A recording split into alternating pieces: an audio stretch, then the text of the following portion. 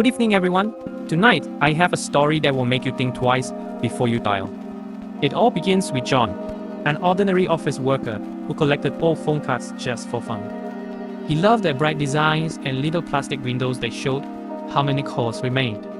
One afternoon, he found a strange card at a flea market. It promised 10 free calls to anywhere in the world, and it had 11 credits displayed. Back at home, John shrugged and decided to test it. He dialed a random number. A soft voice answered, "Hello." He laughed and said, "Can I talk to my old friend, Peter?" The line crackled, and a familiar voice came back. Clear as day, Peter had moved overseas 5 years earlier. They chatted for 10 minutes like no time had passed at all. When the call ended, the card's credits dropped from 11 to 10. Thrilled, John kept the card by his bedside.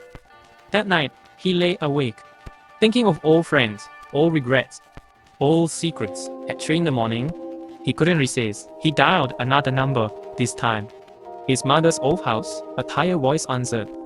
It was his mother, but she sounded younger, happier. They talked. She told him to take better care of himself. When the call ended, the credits fell to 9.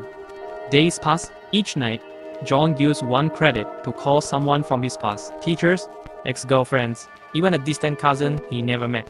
His call was perfect. No static, no hang-ups. He heard laughs, yes, apologies, forgotten promises. With every conversation, he felt lighter. His days at work became smoother.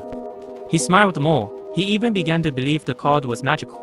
Then one evening, he noticed something odd. The card still showed 1 credit left, even though we knew he had used 9. Curious and a little uneasy, he decided to use the final call.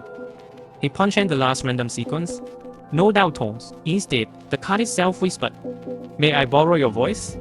John froze. The line was silent but alive. His heart pounded. "Who is this?" he whispered. "Someone who needs to speak." The voice said, "And someone who needs your..."